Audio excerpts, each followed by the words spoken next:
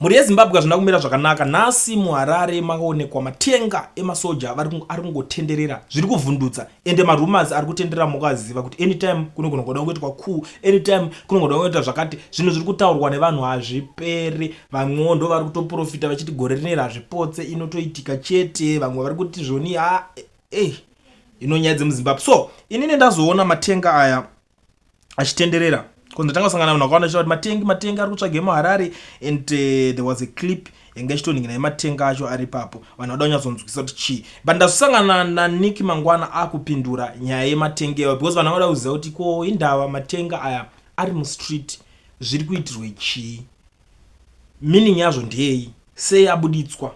Vanhu vanenge vada kuziva, public inenge ichitoda kuziva kuti chii chinenge chichiitika munyika, because sometimes unoona kungodzika munyika muchitoitika zvinogara zvakadaro, kana kuti muchitoitika kana hondo chaiyo. So Nick Mangwana ndo paari kuti there is a scheduled exercise to test equipment which is taking place today, nothing to be concerned about. But chiri kuitika ndechekuti these guys havana kunge vazivisa macitizens before. Vangori kana vakutotanga kutotesta kusvika vanhu vakutanga kuvhunduka. Kumana nesituation yatiri iyi, nguva yatiri, hazvitombodi kuti zvinhu zvingori kana zvakuitika vana veZimbabwe vasingazivi. Zvochokwadi vanhu vanopanika vakatadza kunzwisisa kuti zvinyatsori zviri zvakuitika, because vamwe vari kuti 2017 yadzoka mustaira zvekare, and zvakutanga kuda kutoitika, nyika inogona kusunungurwa anytime. Ndo nyaya iripo. Handisi kuzivawo kuti imimi makatarisawo nyaya iyi, muri kuionawo sei. Tobhilivha here zviri kutaurwa naNick Mangwana kuti zvinhu zviri kungotestwa izvi, vari kungotestawo equipment yavo, kana kuti tobhilivha rumors ziri kutenderera mumastreet. Tell me what you think, kuti tofamba neipi nyaya kana zvadai so, because munoziva kuti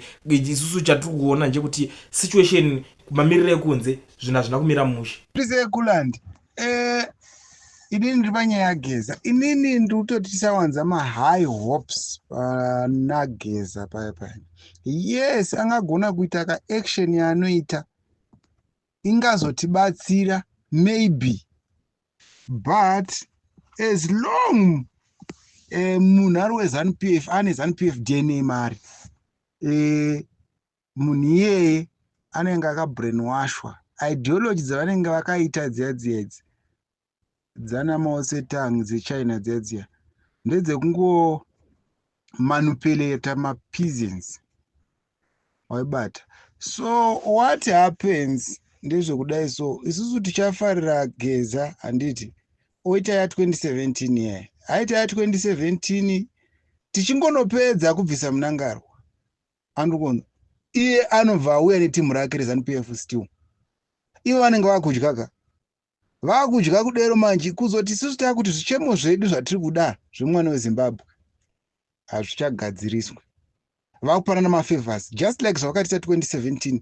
Totati Mugabe ngabve, Bobho ngabve, abva Bobho. What happens? Vakanotora vega munangarwa, hatina kumuchuza. Vakabva vachiita pachiZANU-PF, but pakuprotesta was being called for everyone to say come and protest. Tikano protest. But at the end of the day manje vaona kuti vapa chimuti, vakutora vega kunotora namunangagwa vakumuisa. Now havachagoni kumubvisa, vakuda futi isusu tidemonstrate futi tiprotest. But vakamisa vega. Same isusu tichaprotesta over. Achingobva vachatsvaga wavo vanoda vanoisa. Votanga kudya. Like Geza aringa achiuda mapersonal benefits ake, ukamunzwa maaudios ake mazhinji, mavideos ake mazhinji, anenge achiti hey inakandisiya kunze, ndinotoda kutogadhiwo, ndinotoda kutodyawo. Saka ifa that kuti ndezvekuda kudya. But kuti zvine people at heart, it's rare.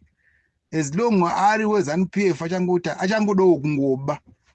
So maybe since ikusplita ZANU-PF yacho zvingagona kuti zvi-create a way slowly yekuti maybe vanhu veZimbabwe vangazobenefita. But I don't trust those people maWar Vets, because maWar Vets akauraya nyika from the word go. Ndo vakapa president unlimited powers.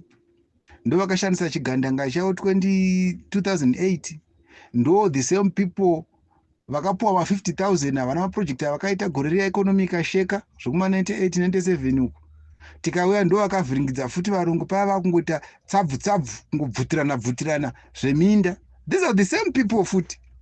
They are still complaining kuti hey zvikazodai. So kuva truster ngatisaita mahigh hopes kuti nekuti Gezi azouya nhasi ndo paanonzi nhasi akuzoziva kuti ZANU-PF iri wrong nhasi. In fact iye arikuda kutongodya because katama maaudios ake they are talking about kuti ndoda kupindawo ndoda kuti ye Mnangagwa wrong akutaisa kuti Mnangagwa ega ndiye wrong of which the whole system is wrong. Why asiri kutaura kuti the whole ZANU-PF is wrong zvavari kuita? Why asiri kutaura izvozvo? Anongoti Mnangagwa as if vamwe ZANU-PF vane zvavari kuita. Iye Gezi akatadza kugadzisa constitution yake paSanyati kaenda road yekubva Kadoma kunda kuSanyati yakadhakwa zingaiti haana zvakaita but anga ari munhare right angadai mari development akadevelopa constitution yake vanhu veconstitution yake vachimira naye kuti zvishuwa munhu ane right chi ane right vision but apapa yes but tisava nemahigh hopes ekubva tati obviously Gezi hatowazochinja zvinhu ndo hatowazotisunungura timu iri hapana kusunungura zilongune ZANU-PF hapana kusunungura madhare waya asi kungoti zvingazotibata posi chatiri kutoda transitional government kana asiri toda nezvetransitional government hapana zvari kutaura ngave open kuti tikuda transitional government because hapana nguva yaungoti toda kubvisa Mnangagwa then tabvisa Mnangagwa todii vobva pamhanya unotora futi wavo ZANU-PF voisa todzoka square one.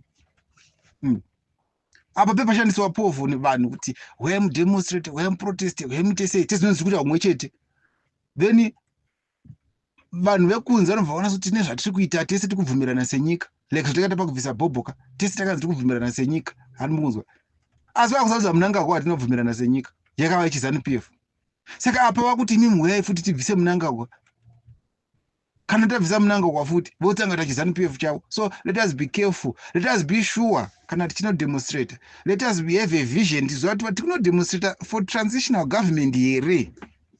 Kana pasina transitional government chaitwa then we are doing nothing. Pozi kudzosera kubvisa Mnangagwa tichisiya ZANU-PF yacho hapana zvachinja ipapo hapana titi angosiya zvakadaro zvakafanana kuti hapana zvachinja